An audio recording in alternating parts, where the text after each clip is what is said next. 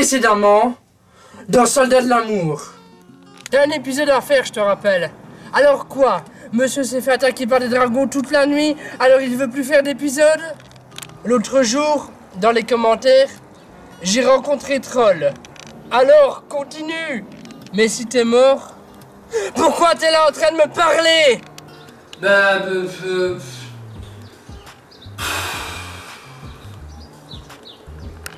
Et maintenant,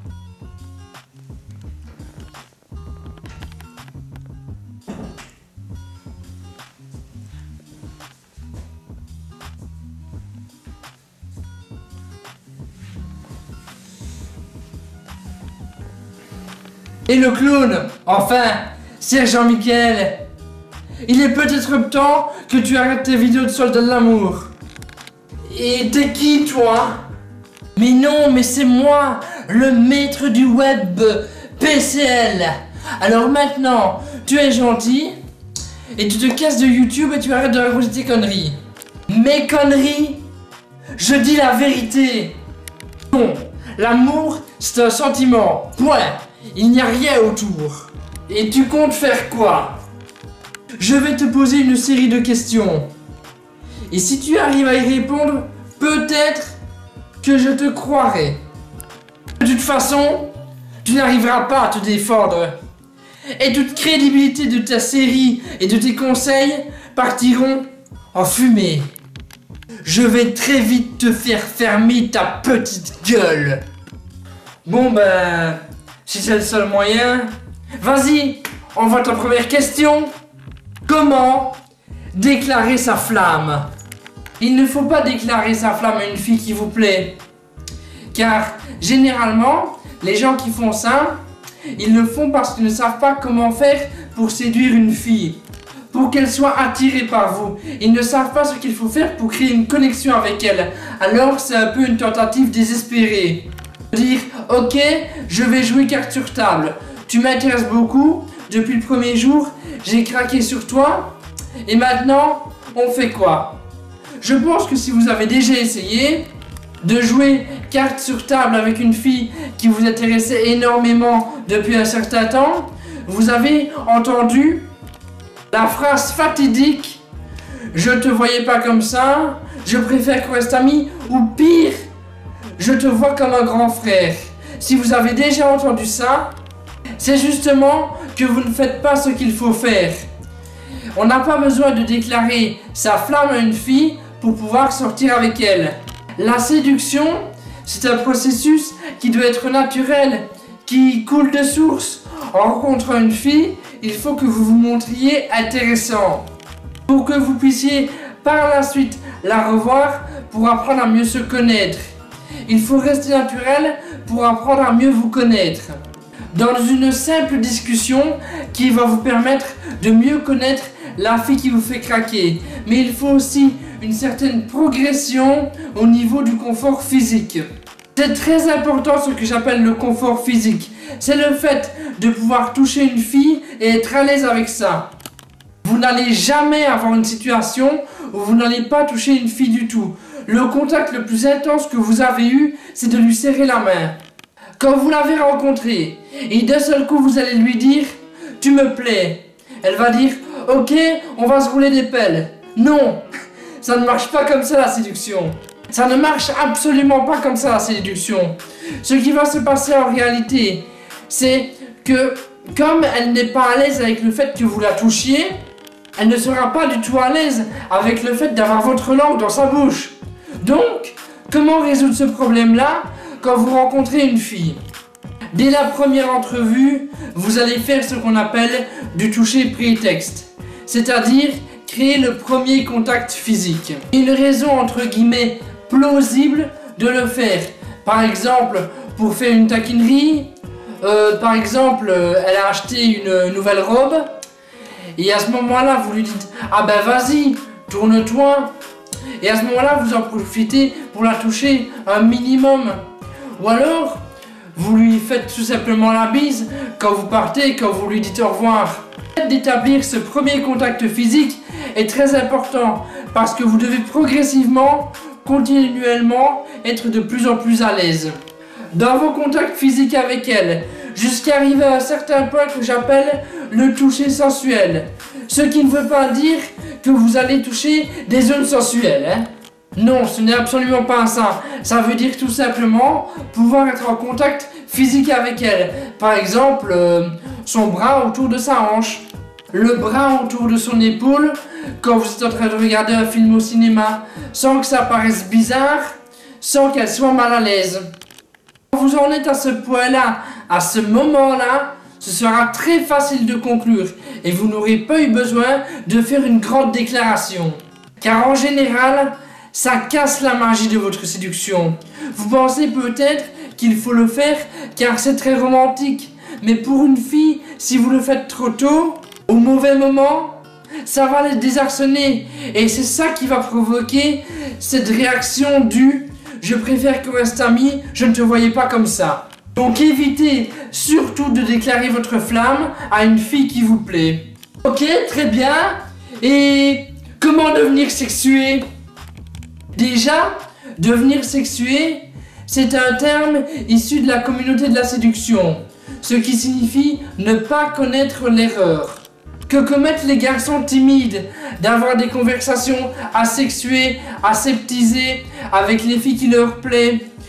Vous avez tendance à entendre cette fameuse phrase « je préfère qu'on reste amis ».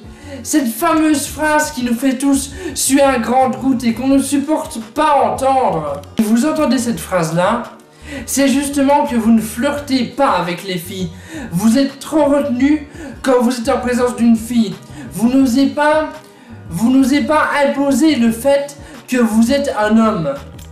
Vous n'osez pas mettre en avant le fait que vous êtes un homme, que vous avez un pouvoir de séduction, que vous êtes attiré par elle et par d'autres filles. Et comme justement vous êtes trop retenu, ça fait que automatiquement dans son esprit, vous ne serez jamais dans cette fameuse case devenir un petit ami potentiel. Et vous serez toujours dans la case facile. C'est un bon ami. C'est un peu comme mes bonnes copines. Je peux lui raconter que tous les mecs ce sont des connards. Je peux lui demander un coup de main quand je vais faire mon shopping, etc., etc. Et évidemment, comme vous avez probablement déjà vécu cette situation-là, quand on est tombé dans la case « je suis le meilleur ami d'une fille », c'est très difficile d'en sortir. Alors, au lieu d'essayer d'en sortir, de pédaler, pour essayer de sortir de cette case « je suis un meilleur ami », ce qu'on va faire, c'est éviter de tomber dedans. Et ce qu'il faut faire pour ne pas tomber dedans, on va utiliser le flirt. Et dans le flirt, l'un des ingrédients principaux, c'est être viril. C'est ce fait de virilité ou ce fait d'être sexué, comme on dit sur certains sites de séduction. C'est tout simplement assurer pleinement que vous êtes un homme, que vous êtes attiré par des filles et que vous êtes déjà sorti avec des filles. Que vous avez déjà des expériences avec les filles et que vous n'êtes pas gêné quand les sujets de conversation viennent sur le sujet des relations hommes-femmes ou tout simplement sur le sujet du sexe.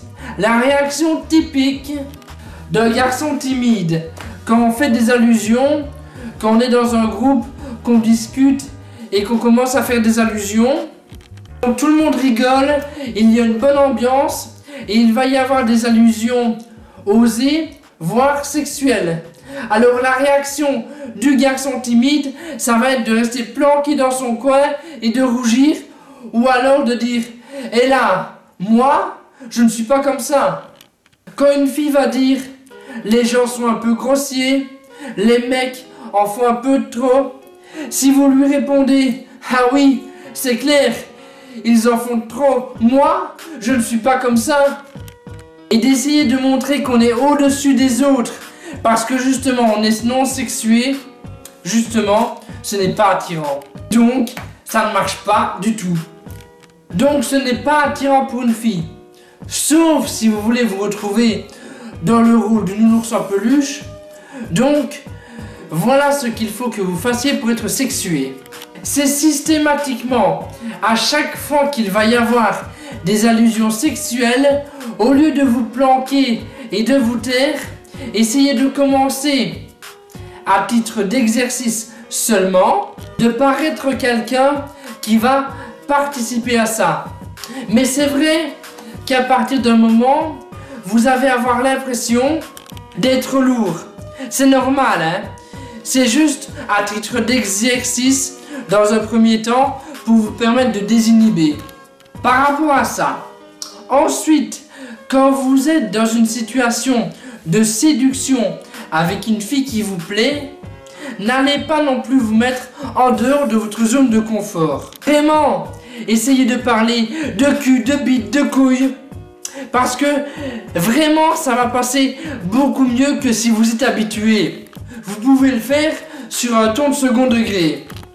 Mais simplement, vous allez remarquer quand une fille va commencer, vous allez constater très rapidement quand une fille va commencer à parler des relations homme-femme. Au lieu de dévier le sujet, n'ayez pas peur de raconter des anecdotes issues de quand vous étiez avec une copine, une amie, votre ex. Parce que quand vous dites ça, vous n'êtes pas spécifiquement en train de parler de votre ex. Vous êtes juste en train de faire comprendre que vous savez vous y prendre avec les filles et que vous êtes justement en train de commencer à gérer la gestion des attentes qui est un point très important.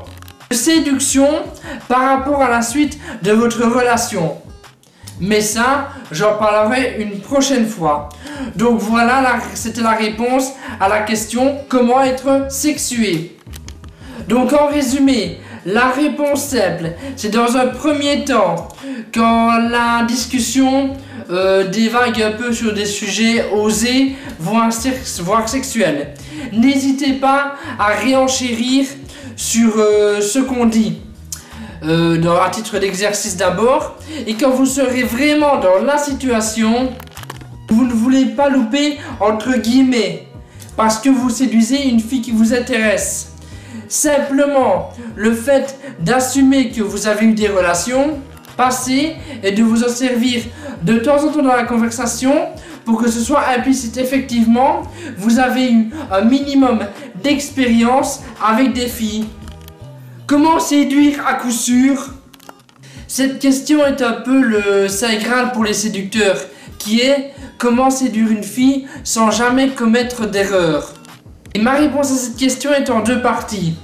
La première partie de la réponse, c'est que essayer de séduire sans jamais commettre d'erreur, c'est un réalité inutile. C'est un but pas réellement utile à atteindre. Car il faut une marge d'erreur quand on séduit. Ce que je veux dire, c'est que tout simplement, il y a une marge d'erreur quand on séduit. Si vous séduisez tout simplement en ayant le bon état d'esprit, en étant souriant, en étant positif, vous êtes énergique, vous apportez quelque chose aux autres, vous n'allez pas courir le risque de commettre l'erreur qui fera qu'une fille ne voudra plus vous revoir. Ne répondra jamais quand vous l'appellerez au téléphone, vous mettra une gifle en vous traitant de sale connard. Ça n'arrivera jamais. Ça ne m'est tout simplement jamais arrivé. Car quand on séduit en utilisant les méthodes et les états d'esprit de la méthode Prince, je vais en parler dans un instant, dans la deuxième partie de ma réponse. Quand on séduit et qu'on applique les états d'esprit de la méthode Prince, ça fait qu'au pire, si vous vous loupez quelque part, parce que vous n'avez pas saisi une chose qu'elle vous a tendue, en fait elle vous a tendu une perche pour l'embrasser, vous n'avez pas saisi l'occasion parce que vous n'avez pas récupéré son numéro de téléphone et vous avez quelqu'un d'autre dans son cercle social qui peut vous le passer à la limite pour pouvoir la recontacter, vous aurez d'autres occasions de vous revoir. Parce que vous n'avez pas eu un rendez-vous assez tôt avec elle. Mais vous essayez quand même de la recontacter si vous avez gardé le même bon état d'esprit que vous avez eu avec elle dans vos interactions. Elle aura quand même envie de vous revoir, même si vous vous êtes un peu loupé. Votre chance de flirter avec elle est de rentrer dans une case de meilleur ami. Enfin, pas de meilleur ami, pardon, de petit ami avec elle. Ma deuxième partie de la réponse à la question « Comment séduire sans commettre d'erreur ?» c'est que vous devez séduire une fille en ayant une méthode. Donc quand je vous dis d'avoir une méthode, je ne vous demande pas de suivre les conseils de drague et de surtout pas suivre les conseils de drague à l'américaine, où vous aurez vraiment l'impression de résoudre une équation du 20e degré tout en essayant de séduire une fille. Et donc vous serez davantage dans votre tête que dans la conversation. Surtout pas. Ce que je veux dire par avoir une méthode, c'est savoir où vous en êtes étape par étape dans votre processus de séduction lors de votre première discussion avec une fille qui vous plaît. Est-ce que vous savez quoi faire? Est-ce que vous savez quoi dire pour récupérer son numéro de téléphone à coup sûr quand vous serez en possession de son numéro de téléphone? Donc maintenant, disons que vous avez réussi à récupérer son numéro de téléphone. Est-ce que vous savez quoi faire pour lui proposer un rendez-vous? Quoi lui dire? Quoi lui proposer comme lieu de rendez-vous? Comme date? Comme heure de rendez-vous? Pour être sûr de la revoir après ce rendez-vous. Est-ce que vous savez au moins les grandes lignes du déroulement de ce rendez-vous avec elle? De dire justement, ok, comment on fait pour se rapprocher? Comment on fait pour être plus proche physiquement d'elle? Comment on fait pour créer de l'intimité avec elle? Et comment on fait pour à la fin la ramener chez soi ou aller chez elle? Il faut absolument que vous sachiez où vous en êtes. Si vous voulez réellement avancer, si vous ne savez pas où vous en êtes, vous ne pouvez pas savoir si vous avancez ou si vous reculez. Concrètement, dans votre séduction avec une fille en particulier. Donc prêtez bien attention à cette question qu'on me pose souvent, qui est comment séduire à coup sûr sans jamais connaître d'erreur. Ce n'est pas la bonne question à se poser. La réelle bonne question à se poser est: est-ce que j'ai le bon état d'esprit quand je séduis?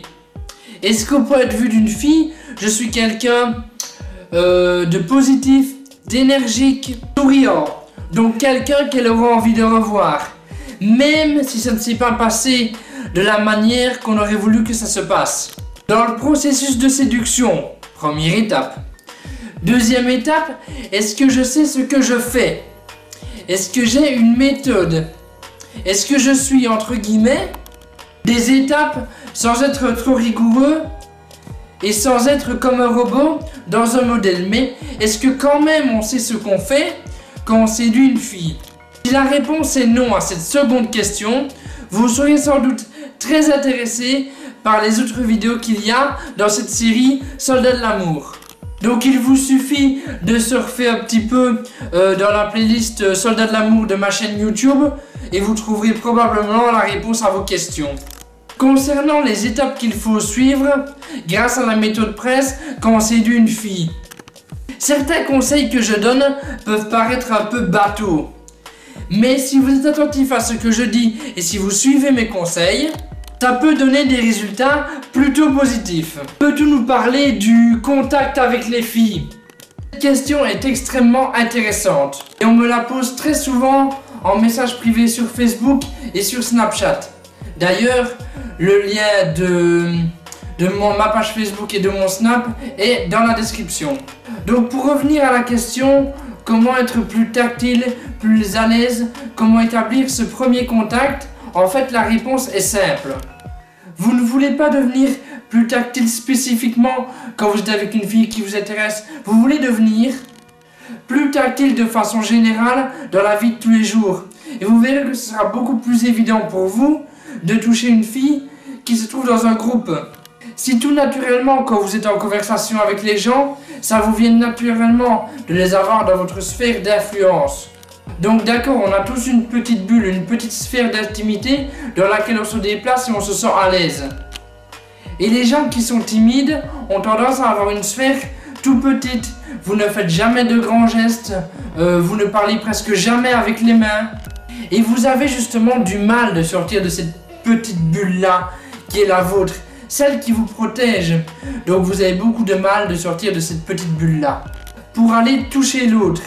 Si vous faites tous les jours quotidiennement davantage l'effort de parler avec les mains et élargir cette sphère dans laquelle vous êtes à l'aise, Vous le constatez d'ailleurs peut-être dans mes vidéos que j'ai beaucoup l'habitude et tendance de parler avec les mains.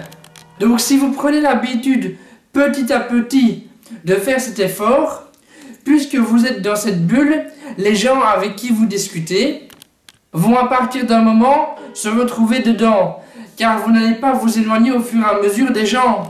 Et quand vous allez vraiment être à l'aise avec le fait de faire des mouvements un peu plus amples, ça va venir tout naturellement, le fait de toucher quelqu'un et d'être de plus en plus tactile. Ça va venir tout naturellement, le fait de toucher quelqu'un petit à petit et de devenir plus tactile. Il y a d'autres façons de le faire, mais ça c'est le conseil le plus simple, le plus efficace que je peux vous donner pour commencer. Si vous n'êtes pas quelqu'un de tactile. Et au final, c'est quoi l'amour? Donc je vais devoir définir c'est quoi l'amour. Ben putain, on n'est pas rendu. Bon, je ne vais pas vraiment répondre à cette question, car c'est une question sur laquelle les philosophes se sont penchés pendant des années. Et sur laquelle les poètes ne cessent de déblatérer. Mais ils n'y connaissent souvent pas grand chose, car la majorité des poètes finissent célibataires. Mais c'est une autre question ici que je vais évoquer tout simplement. Je vais évoquer tout simplement le sentiment d'avoir l'envie de l'autre. Où on a une obsession pour une fille et elle ne ressent rien pour nous. Donc évitez cette douleur-là. Et dans un deuxième temps, je vais vous expliquer comment, quand on est dans un couple, on fait en sorte d'entretenir la flamme.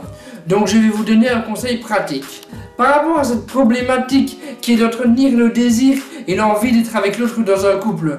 Donc pour commencer, je vous ai donc annoncé que j'allais vous expliquer comment éviter les amours à sens unique. Donc l'amour à sens unique, ce qu'on appelle sur les forums l'obsession tout simplement, ou pour le faire à l'américaine le one it is. Cet amour à sens unique, c'est tout simplement le fait que vous associez dans votre futur proche ou lointain toutes les activités positives, toutes les émotions positives que vous avez envie de ressentir avec une personne donnée. Autrement dit, et pour simplifier, pour que l'explication soit beaucoup plus facile à comprendre, vous vous imaginez que ce serait bien de partir en vacances en Grèce l'été prochain. Au lieu de vous contenter de ça, vous allez ajouter une fille. Donc vous êtes fou amoureux de Mélanie. Donc vous allez mettre Mélanie dans cette image. Parce que vous venez de la rencontrer, qu'elle est sympa, qu'elle est intelligente, qu'elle est jolie, qu'elle semble vous convenir. Donc petit à petit, vous allez commencer à réécrire toute votre histoire future. Parce qu'à chaque fois que vous êtes tout seul chez vous en train de rêvasser, vous ne rêvassez non pas de vos vacances de rêve de l'année prochaine. Vous ne rêvassez non pas d'un moment sympa que vous pourriez passer en allant voir un film au cinéma ou en allant en soirée avec des potes. Et vous rêvassez à chaque fois en mettant Mélanie dans cette histoire. Ce serait sympa d'emmener Mélanie au restaurant, ce serait sympa d'emmener Mélanie au cinéma. Ce serait sympa de partir en balade avec Mélanie. Et du coup, petit à petit, vous êtes forgé dans votre tête, dans votre imagination. Il n'y a que vous qui êtes dans ce film.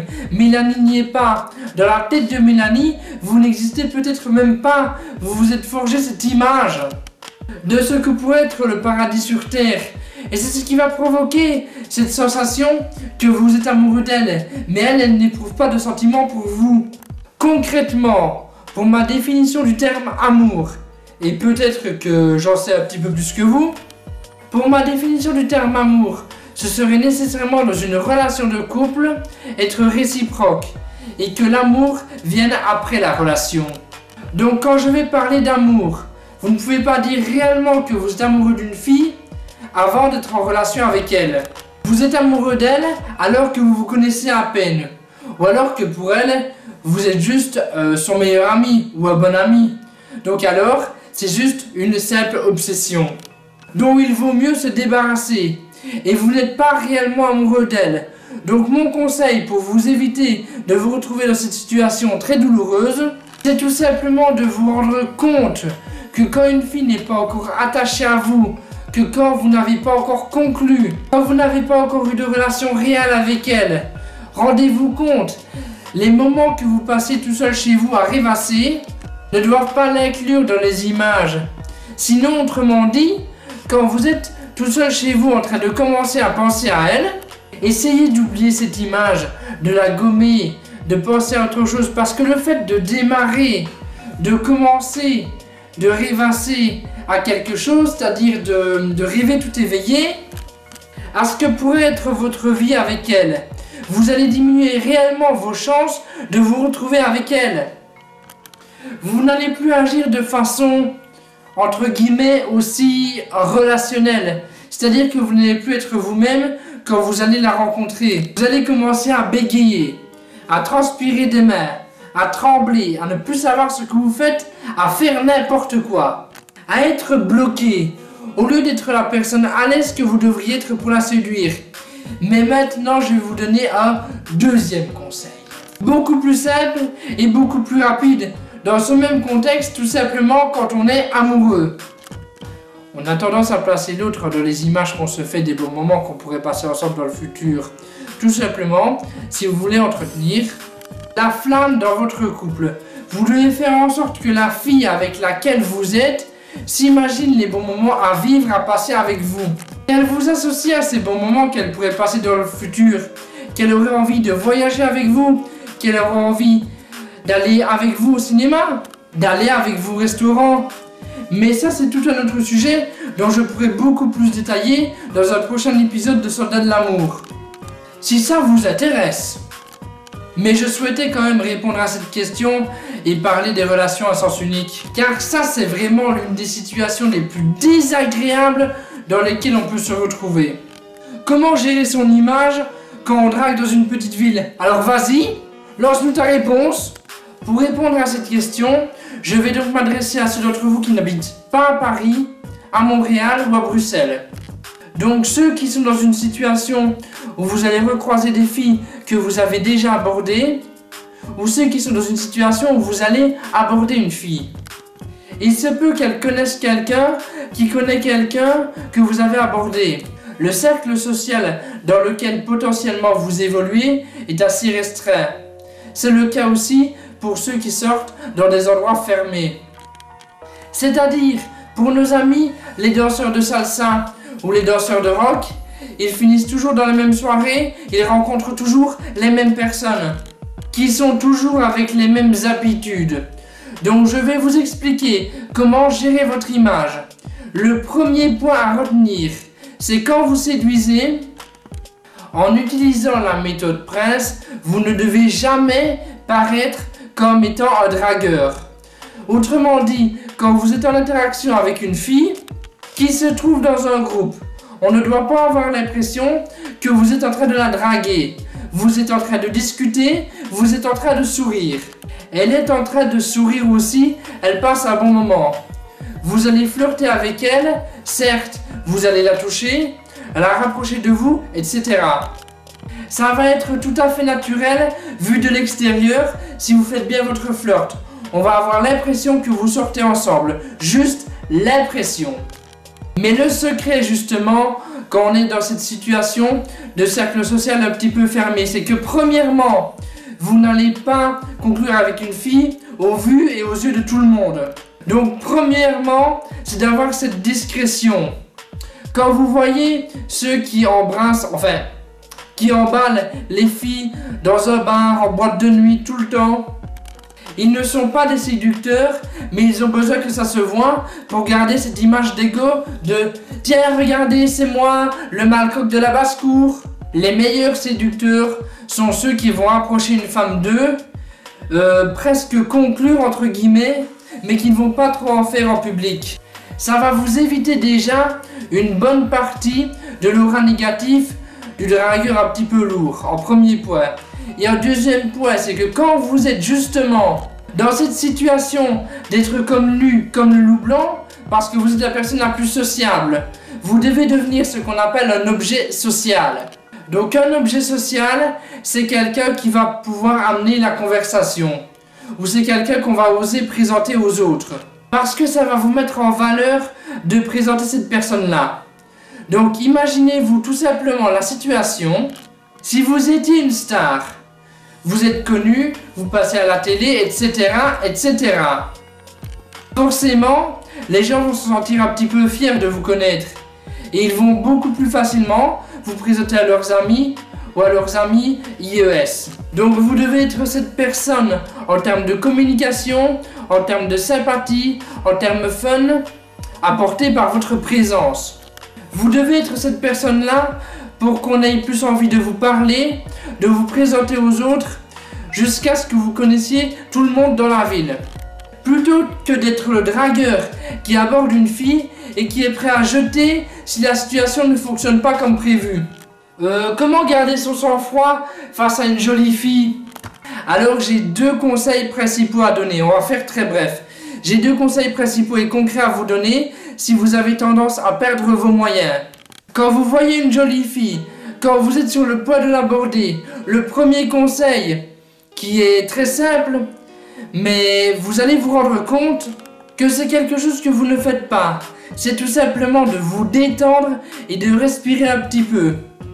C'est-à-dire que souvent, quand on est dans une situation de stress, on a souvent tendance soit à trop parler, et je sais que certains d'entre vous ont tendance à le faire ça, donc soit trop parler. Essayez de toujours trouver quelque chose à dire. Et vous allez vous rendre compte que blablabla, boum, vous êtes essoufflé et votre cerveau n'est plus oxygéné. Vous n'avez plus rien à dire. Ou soit, justement, vous êtes bloqué. Et quand vous êtes bloqué, et donc, quand vous restez bloqué, vous allez avoir une attitude différente. Si vous vous relaxez, que vous remettez les épaules un petit peu en arrière, vous respirez à nouveau. Vous allez voir que ça devient beaucoup plus facile de retrouver ces idées et de redevenir la personne intéressante que vous êtes peut-être dans la vie de tous les jours. Le deuxième conseil, et ça aussi c'est quelque chose de très important, c'est que je pense que souvent, quand on se retrouve bloqué, devant une jolie fille, on essaye de se montrer intéressant. Et c'est très difficile de se montrer intéressant et de rester soi-même en même temps. Dans la vie de tous les jours, vous n'êtes pas particulièrement quelqu'un d'intéressant. Ou vous ne sentez pas que vous êtes quelqu'un d'intéressant. Autrement dit, pour être plus à l'aise quand vous êtes face à une jolie fille qui vous plaît, la meilleure façon de gagner cette aisance, c'est tout simplement de prendre davantage l'habitude d'interagir avec les gens que vous croisez dans la vie de tous les jours. De commencer à discuter avec la caissière du supermarché, qui est peut-être beaucoup trop vieille et pas assez jolie pour vous plaire. Discutez avec votre banquier après qu'il vous ait donné rendez-vous. Discutez un peu de tout et de rien. Et vraiment prenez l'habitude d'engager les conversations et continuez de discuter avec les gens de façon générale. Vous allez remarquer que petit à petit, vous allez avoir de plus en plus d'opportunités avec ces fameuses jolies filles. Et vous n'allez même pas vous rendre compte que vous avez besoin de réfléchir et de déstresser. Voilà. Comment sortir avec une amie de longue date? Malheureusement, ma réponse ne va pas être très encourageante, car c'est une terrible perte de temps que de s'acharner avec une fille qui vous a déjà dit que vous êtes dans une catégorie, que vous êtes dans la case amie et qu'elle ne vous voit pas du tout comme un petit ami. Mais il y a des trucs. Il y a des astuces pour sortir avec les filles en général. Mais je ne voudrais surtout pas que vous ayez l'impression de continuer à persévérer avec cette fille particulière où vous allez vous rendre compte qu'au bout du compte, elle n'est pas si bien que ça pour une raison ou pour une autre. Et sur laquelle vous avez une obsession. Pour le moment, c'est ma meilleure amie. Il faut que je sorte avec elle. C'est pas productif de faire ça. Donc dans cette question, ce n'est pas un conseil concret. C'est tout simplement de vous dire stop, stop, stop, stop, stop. On arrête les frais, on arrête les frais. Si vous êtes autant focalisé sur cette fille-là, c'est que vous ne rencontrez pas assez de personnes. Vous ne faites pas suffisamment de rencontres nouvelles. Et il est temps vraiment de sortir dans votre bulle. Stop, c'est votre situation, stop, on passe à autre chose. Donc voilà, désolé que ce soit pas très encourageant comme réponse. Mais à partir d'un moment, je pense quand même qu'il faut dire les choses clairement. Comment sortir avec une personne plus âgée?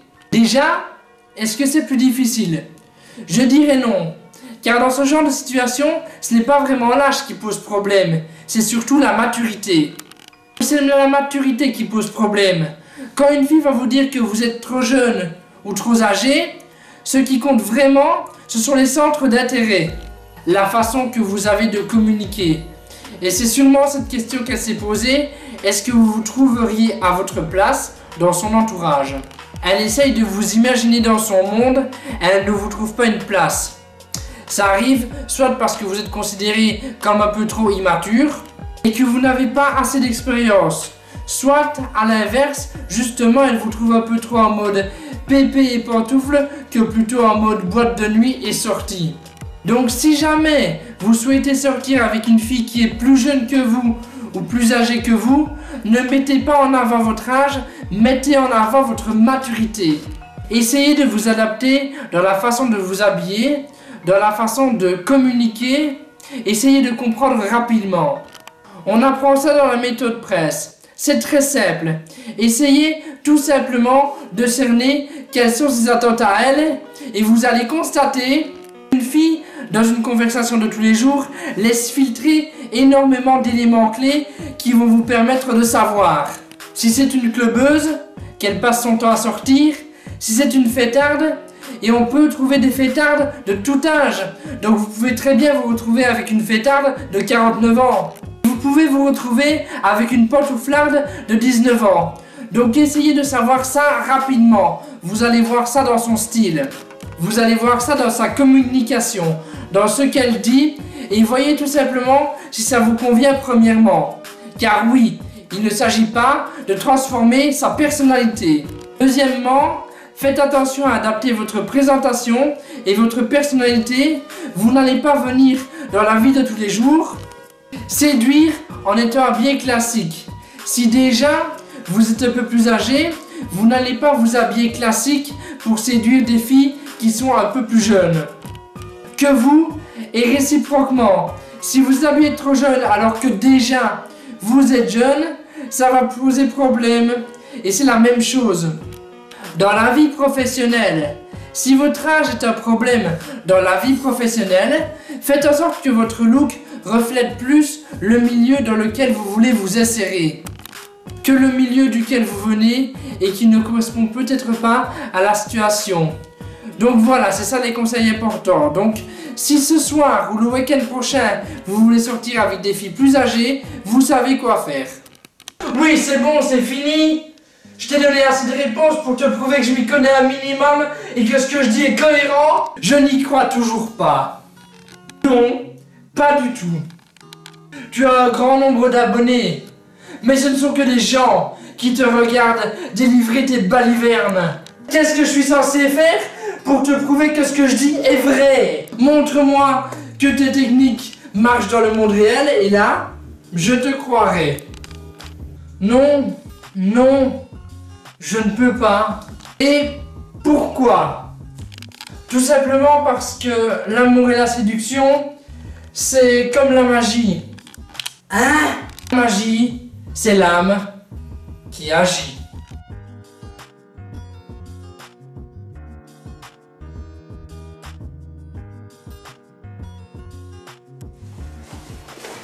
Got a secret, can you keep it? Swear this one you say. Better lock it in your pocket, taking this one to the grave. In the show you gotta know you won't tell what I said, 'cause two can keep a secret if one of them is dead. Got a secret, can you keep it? Swear this one you say. Better lock it in your pocket, taking this one to the grave. In the show you gotta know you won't tell what I said, 'cause two. Si vous voulez vraiment que je vous réponde, alors sûrement la première chose que vous allez me demander, c'est où je suis né. Et à quoi ça ressemblait ma saloperie d'enfance. Et ce que faisaient mes parents avant de m'avoir. Et toutes ces conneries à la David Copperfield. Mais j'ai pas envie de raconter ça. Et tout le reste, primo, ce genre de trucs ça me gave. Et secondo, mes parents ils auraient chacun une attaque, ou même deux chacun, si je me mettais à baratiner sur leur compte.